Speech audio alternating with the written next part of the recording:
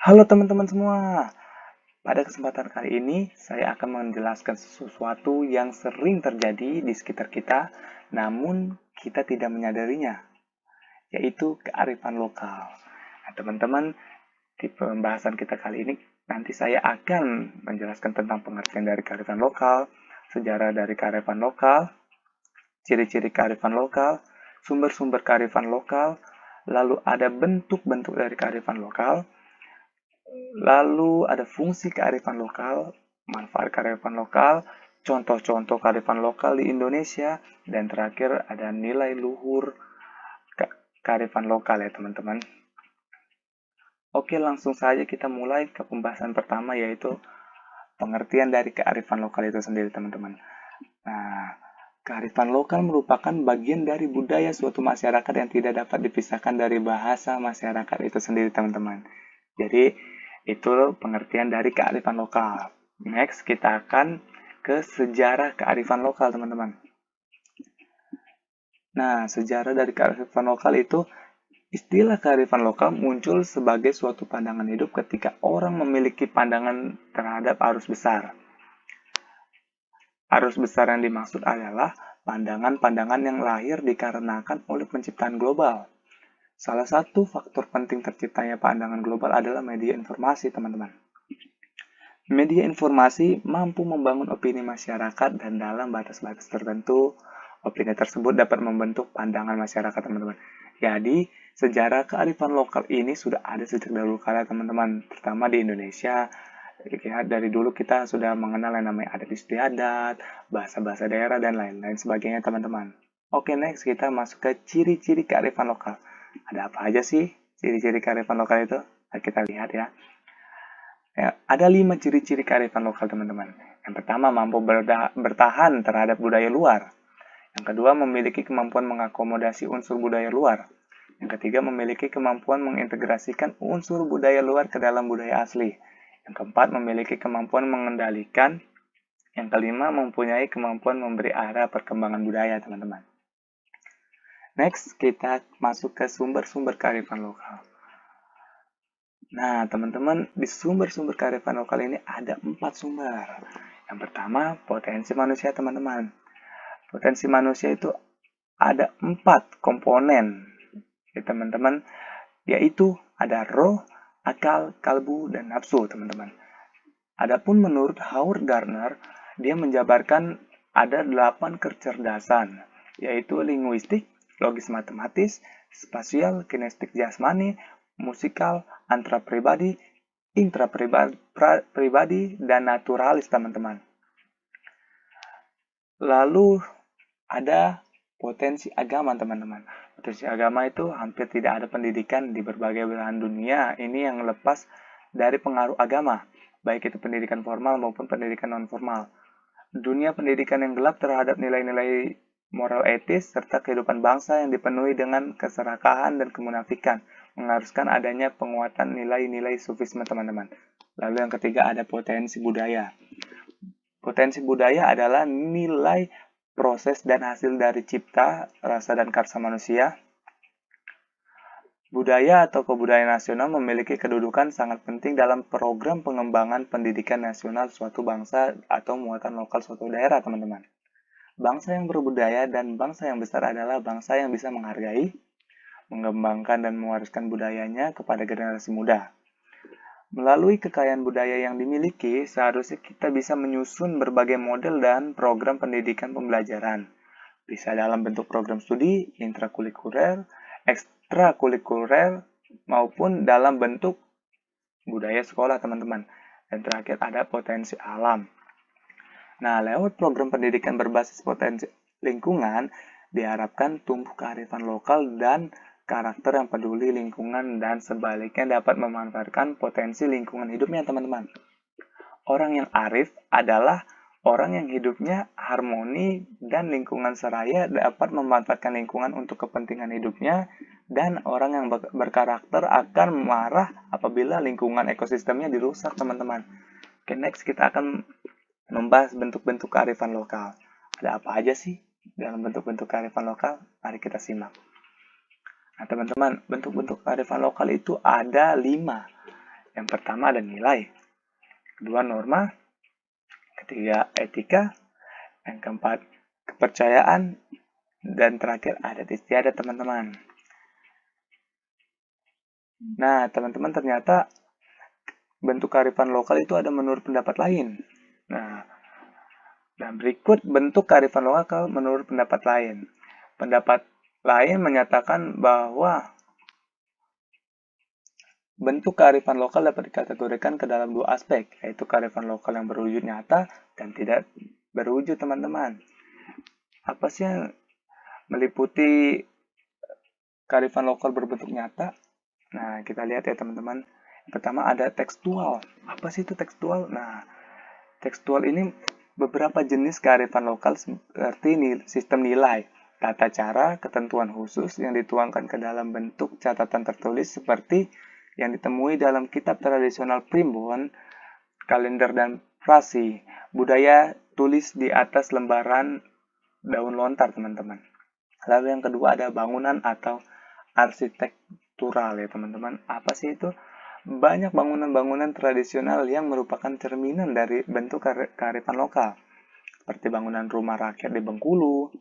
Bangunan rumah rakyat ini merupakan bangunan rumah tinggal yang dibangun dan digunakan oleh sebagian besar masyarakat dengan mengacu pada rumah ketua adat, teman-teman. Lalu yang ketiga, ada benda cagar budaya. Banyak benda-benda cagar budaya yang merupakan salah satu bentuk kearifan lokal. Contohnya, keris, teman-teman. Keris merupakan salah satu bentuk warisan budaya yang sangat penting. Oke, kearifan lokal yang tidak berwujud itu apa sih, teman-teman? Nah, bentuk kearifan lokal yang tidak berwujud yaitu seperti petuah yang disampaikan secara verbal dan turun-temurun, teman-teman, yang dapat berupa nyanyian dan kidung yang mengandung nilai-nilai ajaran tradisional, teman-teman. Oke, next kita akan membahas tentang fungsi kearifan lokal. Ada 4 fungsi nih teman-teman dari kearifan lokal itu. Yang pertama, berfungsi untuk konservasi dan pelestarian sumber daya alam. Yang kedua, berfungsi untuk mengembangkan sumber daya manusia. Yang ketiga, berfungsi sebagai pengembangan kebudayaan dan ilmu pengetahuan, teman-teman. Yang keempat, berfungsi sebagai petuah, kepercayaan, sastra, dan pantangan, teman-teman. Next, kita akan membahas tentang manfaat kearifan lokal. Nah, manfaat dari kearifan lokal itu seperti kebaikan, seperti ajakan untuk menambah pengetahuan, dorongan untuk kerja keras, nasihat dalam mengumpulkan kekayaan, unggah-ungguh berbahasa, cara menghormati orang lain, hingga ajaran menjaga alam sekitar, teman-teman. Biasanya. Nah, teman-teman, next kita akan membahas contoh-contoh kearifan lokal yang ada di Indonesia nih. Apa aja sih contoh-contohnya, teman-teman? Nah, ini kita bisa lihat. Ini hanya beberapa contoh ya, teman-teman. Dan masih banyak lagi di Indonesia ini contoh dari kearifan lokal. Nah, yang pertama ini ada awik-awik. Nah, dari Lombok Barat dan juga Bali, teman-teman. Awik-awik merupakan sebuah aturan adat yang ada dan dapat dijadikan suatu pedoman agar bisa bertindak dan juga bersikap terutama di dalam hal berinteraksi, teman-teman. Dan di dalam hal seperti mengolah sumber daya alam dan juga lingkungannya. Kearifan lokal tersebut dapat di daerah Bali dan Lombok Barat, ya teman-teman. Lalu yang kedua ada Cincowong. Nah, teman-teman, Cincowong ini ada di daerah Sunda dan Jawa Barat. Cincowong merupakan sebuah jenis upacara yang berguna untuk meminta hujan, teman-teman. Tradisi Cincowong ini sudah dilakukan turun-temurun oleh masyarakat Luragung untuk bisa melestarikan budayanya, teman-teman. Dan tradisi ini juga bisa menunjukkan suatu permintaan kepada Yang Maha Kuasa apabila tidak ada kepatuhan di tiap perintahnya, teman-teman. Lalu yang ketiga ada Ulap Doyo. Ulap Doyo ini berasal dari Kalimantan Timur, teman-teman. Ulap Doyo merupakan kearifan lokal yang termuat dalam motif tenun sebagai warisan suku Dayak Benuak di Kalimantan, teman-teman. Jenis tekstil tradisional tersebut menyimpan keunikannya pada bahan baku, proses pembuatan, dan motif. Terbuat dari bahan baku daun doyo atau Curliglia latifolia yang tumbuh secara liar di pedalaman Kalimantan. Salah satunya di wilayah Tanjung Isui, Jepang, Kuta Barat. Selanjutnya, daun doyo kemudian diberi warna alami yang berasal dari tumbuhan dengan warna umum seperti merah dan coklat. Warna alami merah berasal dari buah gelinggam, kayu oter, dan buah londo. Sementara pewarna alami coklat diperoleh dari kayu uwar. Nah, teman-teman, proses berikutnya adalah pada penenunan motif yang terinspirasi bentuk flora dan fauna yang ada di tepian sungai Mahakam atau bertemakan peperangan antara manusia dengan naga. Motif yang terdapat pada kain ulap doyo biasanya mencirikan identitas pemakainya sekaligus menjelaskan tingkat stratifikasi sosial masyarakatnya, teman-teman. Lalu yang ketiga ada baby dari Sumatera Selatan. Baby merupakan suatu tradisi menanam padi secara bersama-sama. Hal tersebut memiliki tujuan yaitu untuk agar suatu proses panen dapat dengan cepat terselesaikan. Apabila panen tersebut telah selesai, maka akan ada perayaan yang menjadi suatu bentuk dari rasa syukur atas proses panen yang berhasil dan juga sukses.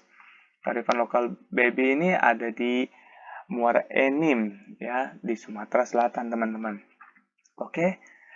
Next kita akan membahas hal terakhir yaitu nilai luhur dari kearifan lokal. Teman-teman, nilai luhur kearifan lokal itu meliputi cinta kepada Tuhan Yang Maha Esa serta seisinya, tanggung jawab, disiplin dan mandiri, jujur, hormat dan santun, kasih sayang dan peduli, percaya diri, kreatif, dan kerja keras, dan terakhir baik dan rendah hati, teman-teman. Yap, kita sudah mencapai penghujung pembahasan dari kearifan lokal, teman-teman. Ya, terima kasih telah menonton.